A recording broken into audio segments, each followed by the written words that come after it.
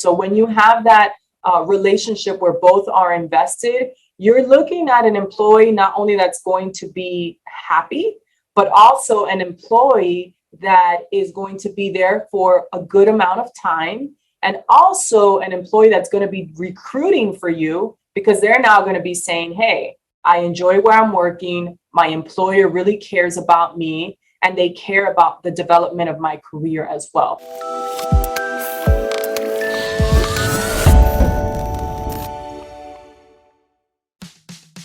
Welcome to the Childcare channel, the space to inform, inspire, and innovate in the childcare industry.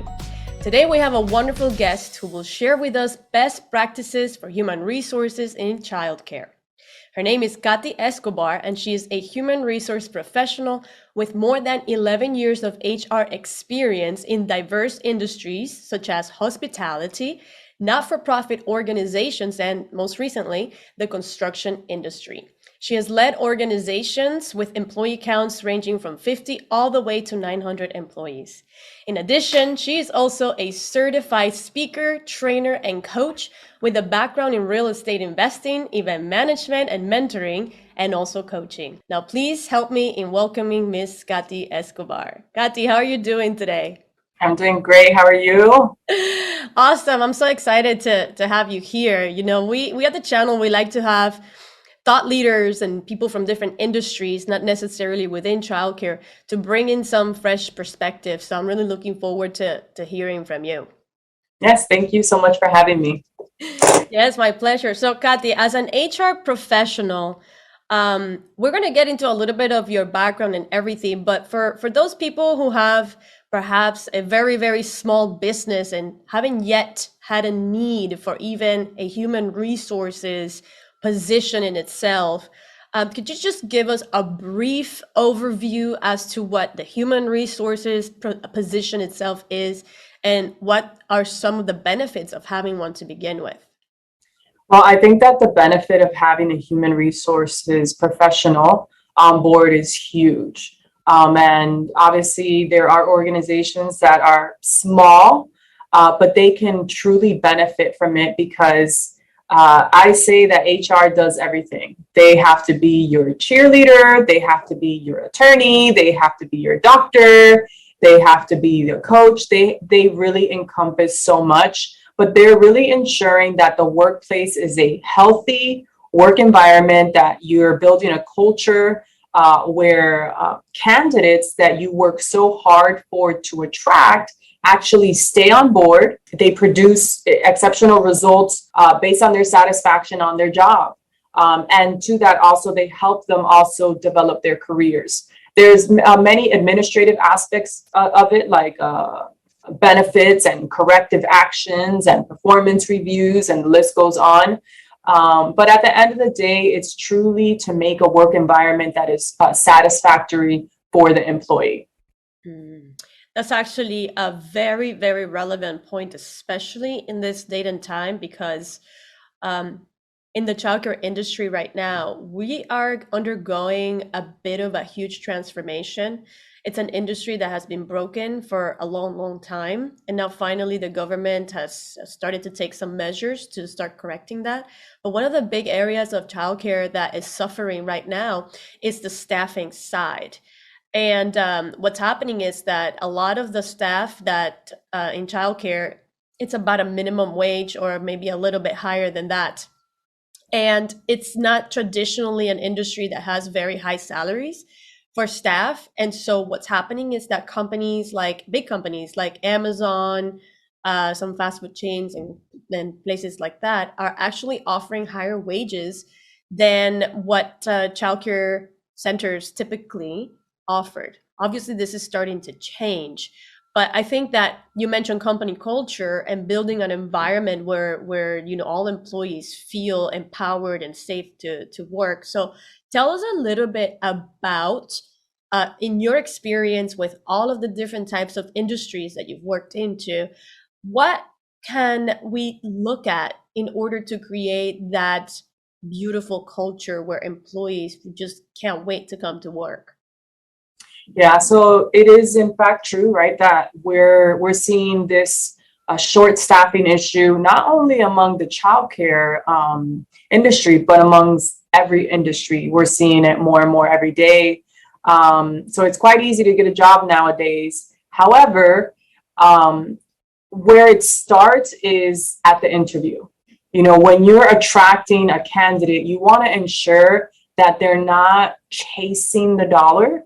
You want to ensure that they're truly going after their passion. They're passionate about what they're doing. They're committed about what they're doing.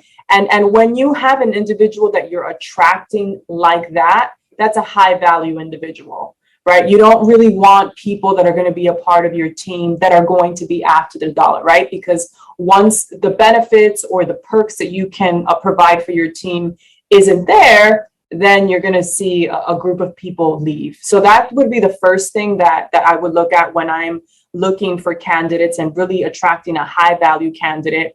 The other thing is that once you bring these team members on board, you want to ensure that the workplace is a workplace is that they want to come to. What does that mean? Obviously, we've already identified that they're passionate about what they're doing, but that they want to continue growing and developing in their career. They're not just there to come in and do a job, but they're there to actually give back. You know, it's more about giving back and what they can attain from the company. So it's really important that you have a program, if you want to formalize it, or that you have at least an initiative to meet with the employee, see how they're doing, how are their interests, are they growing, are they developing, do they need to develop skill sets, do they need to develop a particular a certification. So that helps an employee know that you're invested in them and that they're invested in you also. So when you have that relationship where both are invested, you're looking at an employee not only that's going to be happy, but also an employee that is going to be there for a good amount of time, and also an employee that's going to be recruiting for you because they're now going to be saying, hey, I enjoy where I'm working. My employer really cares about me, and they care about the development of my career as well. Because at the end of the day, you know, that's what they're there for as well. So you're going to have some free marketing for yourself. And so that's another advantage. And that's the biggest advantage that I've seen in the workplaces and the different industries that I've been a part of, that when you're able to create that, of course, there's the engagement piece, right? That you do things for employees and you have activities and you have events going on. That's as equally as important. And then the last thing that I would say is that you have an organization that provides open feedback. Be it a weekly check-in, a monthly check-in from a one-on-one basis or on a department basis, or even a survey, an anonymous survey to be able to intake the opinions and the feedback of the team. However, you don't want to shoot yourself in the foot by not taking action on the survey, because that happens. You know, you do a survey and people really give their all to really communicate what they want, but then no action is taken. But if this is a program that you really put in place and you execute, that you collect feedback and you put some action plans to it, that is incredible, that people really feel heard and understood. And that also is very attractive for an employee to continue a very satisfactory career there at your work. Wow, that's amazing.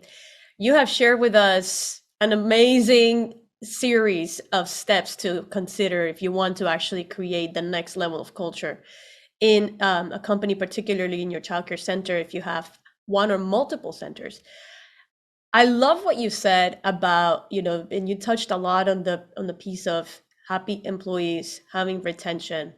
And I immediately thought about Maya Angelou's quote, you know, about when she says, it's very famous, and she says, you know, people will forget what you said, what you did to them, but they'll always remember how you made them feel. And so I just want to reiterate what you're saying here and how important it is to pay attention, whether you have a resource for human resources in your business or not, how important it is to really pay attention to how you're making your employees feel.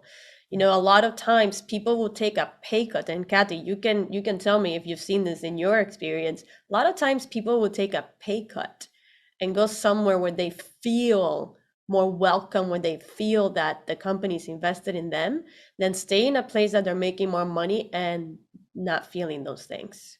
Have you ever had an experience like that? I've had a personal experience like that, and you see it day to day where the employees can potentially leave to another organization for whatever stars and whistles and bells that another employer offers them. But at the end of the day, it's how the person comes to work feeling every day. Because as we know, you spend more time with the people that you work with and sometimes with your friends and your family. So you want to make it worth that it's a place that you enjoy coming to, even if it's remote, even if it's a remote job that you're doing that you truly enjoy, everything from the top, all the way through, HR, that you're really having an enjoyable experience. Absolutely. And I actually would like to go further on this topic of remote workers. So, the childcare industry, a lot of, for example, in daycares and childcare centers, a lot of the functions have to be in person, right? Obviously, the children are coming physically into the centers. You need to have the staff there to tend to them and various other functions. But now we are actually seeing a shift. Two things: a shift from having a hybrid of in-person and remote workers, and also a shift of having less full-time and more part-time. So let's talk a little bit about your own experience with that, because I know in the companies that, and well, at least in the company that you're managing right now, you have a bit of a hybrid situation going on. So tell me a little bit of best practices when it comes to dealing when you have employees in person, remote, and how do you keep everybody together? Yeah, so that's one of the big challenges that we're facing now. Two things have made that possible. One is the pandemic, right? And the other one is that the workforce, the age group in the workforce is changing. We're seeing now more millennials in the workforce, right? So they have different needs and different likes that I don't want to say are demanding, but they would like to get. And so you got to change with the times. And sometimes we're seeing that we have people now wanting a more contractual job where they can pick up what they call gigs or whatnot with employers versus being fully 100% full time. Nonetheless, that is a big challenge. And one of the things that is truly important to do nowadays is to have the continual FaceTime, this vehicle of virtual meetings, huge. We can put aside the IMs, we can put aside the phone calls and just have as much FaceTime as possible. That is huge. And actual check-ins. How are you doing? How are you feeling? What can I do for you? Just be more attentive. It does take more work. It truly does. I'm more of a face-to-face person, but in my own organization, more than 75% of people are now working from home, and it works for us. It doesn't work for every organization, but you have to really demonstrate that you care and that the business is going to continue on, even if there is a virtual aspect to it. With that also, in the childcare industry, there's a lot of things that can now be done remote or that you can outsource, right? That can be done remote. And that can really help the organization from a cost efficient standpoint, where you don't necessarily, and that's a benefit also, right? Don't necessarily have to have a full-time person that you have to pay for benefits and all these different perks that you have to, because it's two different relationships, a contractual relationship and an actual full-time employee. So there's things that can be outsourced that will help the bottom line at the end of the day. And there are people that are more tenured doing those particular aspects of the job than versus a full-time person, especially if you have a small organization. When you have a small organization, sometimes there's that one person that you slice them into 10 people, 10 different jobs, and they're doing everything. You can outsource particular parts of the business that somebody can do on a contractual basis. Yeah, those are all excellent points. And in fact, Nowadays, more than ever, businesses, and especially in childcare, need to start becoming very resourceful. And being resourceful means really looking at areas that you could trim down and still get maximum benefit, maximum results. And I really like the model of mixing the in-person employees with the virtual, because you're right. A lot of tasks that are needed in modern businesses today can be easily outsourced virtually and for a much lower rate, because you have practically access to the entire world to do functions for you. One of them, which is a big need right now, I would say in most businesses, and I know it's a huge need in childcare, is social media management, right? The content creation. So that is one role that can actually be outsourced virtually. And if you're a childcare business owner and you are planning to have a resource dedicated to social media, you might be better off hiring someone exclusively for this online for a much lower rate. But you can integrate them into your own team. They can be part of your team meetings. They can feel very welcome, even if they are a contractual type of worker. And not only that, but you can also create spaces for your teams to share with this particular resource, and they can even have more ideas of things to develop for you. So that's definitely one big example. And I would say even HR. So if you have an HR professional that perhaps you don't have a need for an HR full time, right? Maybe you can have someone work for you part-time and help you establish some structure, team culture, and help you with that as well. And that's another position that is very commonly now available online. And just to share here, since we're on the topic, if you're not sure where to find these people or how to go about it, of course, there's always places like LinkedIn, Indeed, and all of that. But I particularly like Upwork for virtual work. I particularly like Upwork.com a lot. And you can find a lot of very qualified people from all over the world in that platform. Do you Yeah, use absolutely. Upwork or any virtual platforms, Katty, for your own businesses? Yeah, all the ones that you mentioned, we currently use. And there's also like temp agencies that will refer candidates for you so that you can take a look at as well. But the doing HR on a contractual basis just to come evaluate, give you the ideas or the tools or whatnot, and then have somebody execute. And even if it's that you hire somebody administrative, somebody that really wants to start in the HR space, and you don't have to necessarily pay them, the top dollar because they don't have the experience in it, but maybe they have some education, they've done some internships, and they can get the assessment from an HR professional that is tenured. That could be another vehicle and another way for you to bring on and actually develop somebody in HR for your actual organization. Yeah, that's a great tip. Most definitely. Okay, well, so Katty, tell us now a little bit about you. You've shared amazing insights into specifically the profession and a lot of tips for childcare business owners to kind of take in and apply in their business. Now tell us a little bit about your story, how you even got to this whole HR profession. Absolutely. So as you mentioned, my background, I have a diverse background in different industries and in different positions that I held. But I did find myself when I was in the event management space that I was very interested in helping the employees that approached me. If it was with their paychecks that they had questions, or if they had questions about their careers or whatever it was, I felt that everybody kept coming to me. And when the opportunity opened in HR back in the hospitality industry, I took it. I really took it. And I got bored after, I think, like 3 months. I didn't have any experience in the HR field.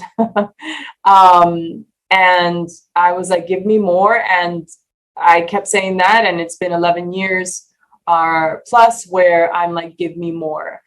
To me, as you know, as I mentioned, I started from the ground up. I got to see great examples of HR and leaders, and I've got to see those that I would say need some improvement. So I understood that whenever I got the opportunity to actually sit in the seat that I sit in, that I would ensure that the workplace that I work for I was creating a culture that is engaging, that is healthy, where people, they're just ecstatic to join the organization just based on our interview, that they really want to come and be a part of what we're doing and how we're doing it. And so when I join an organization, I make sure that it's very exclusive and that the culture is great. Obviously, you get to improve and enhance it.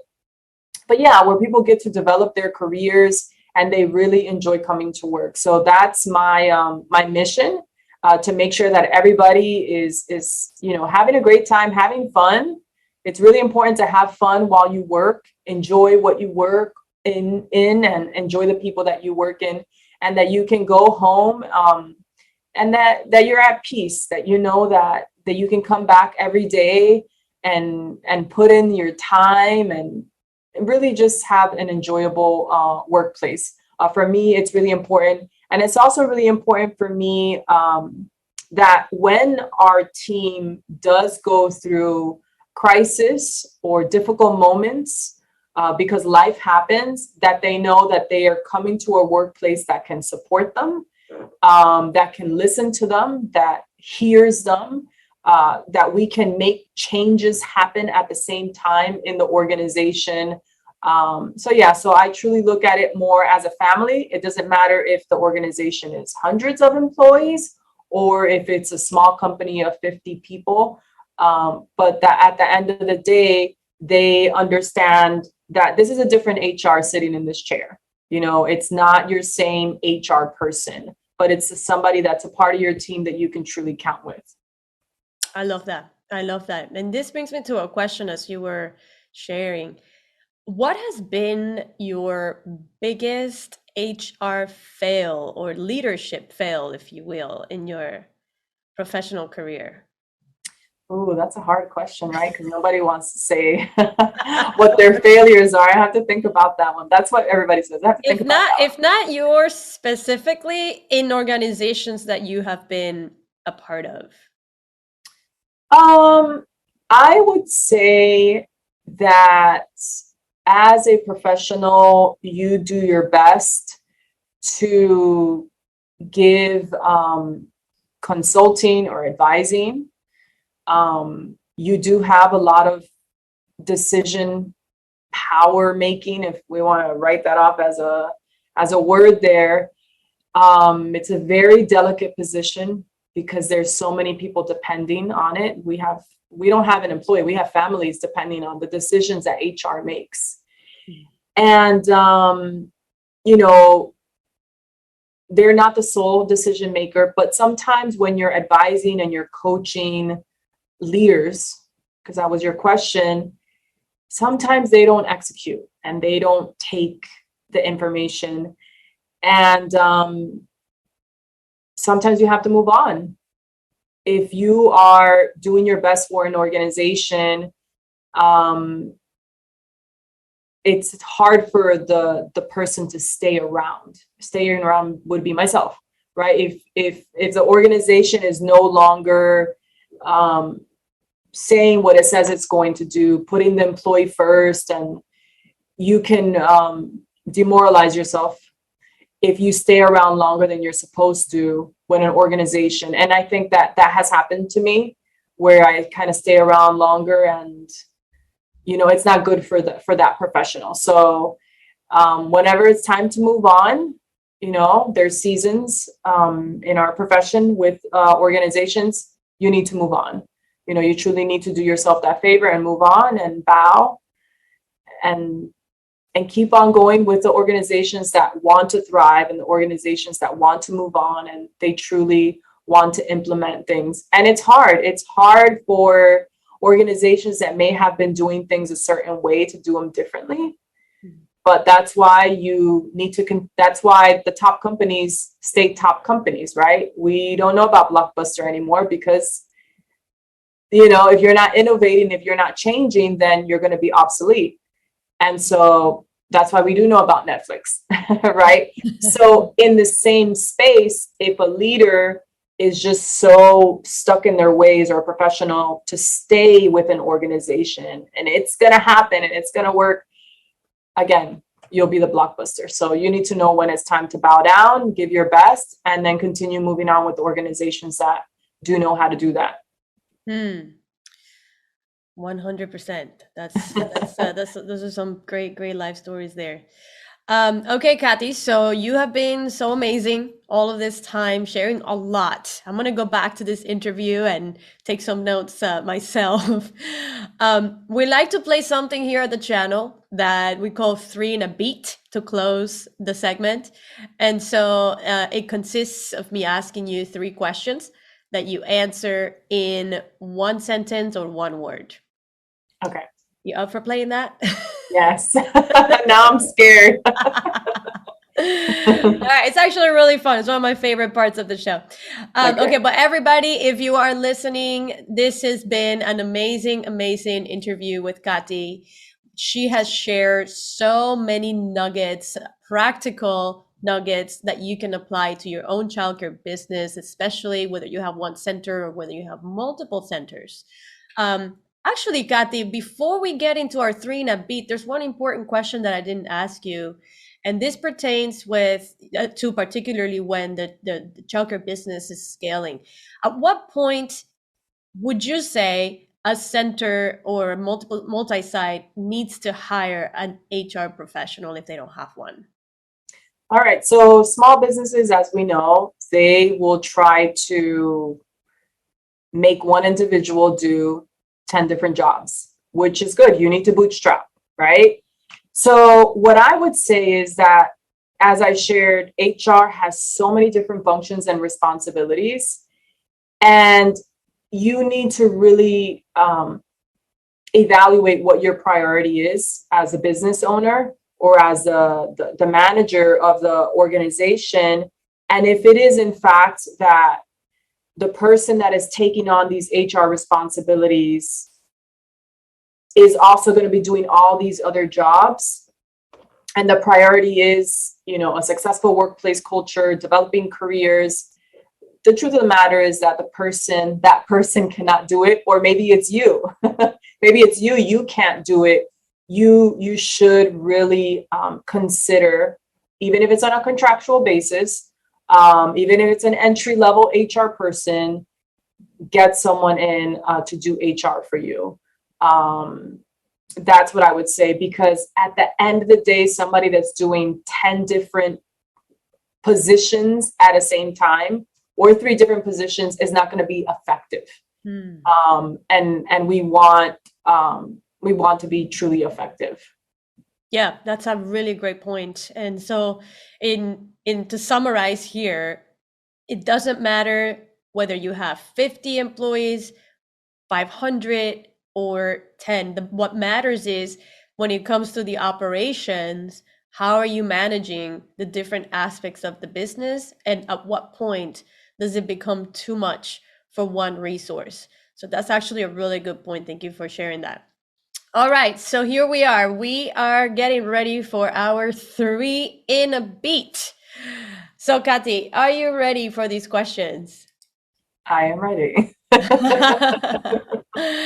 Okay, so first question. Who is the most interesting person you have ever met?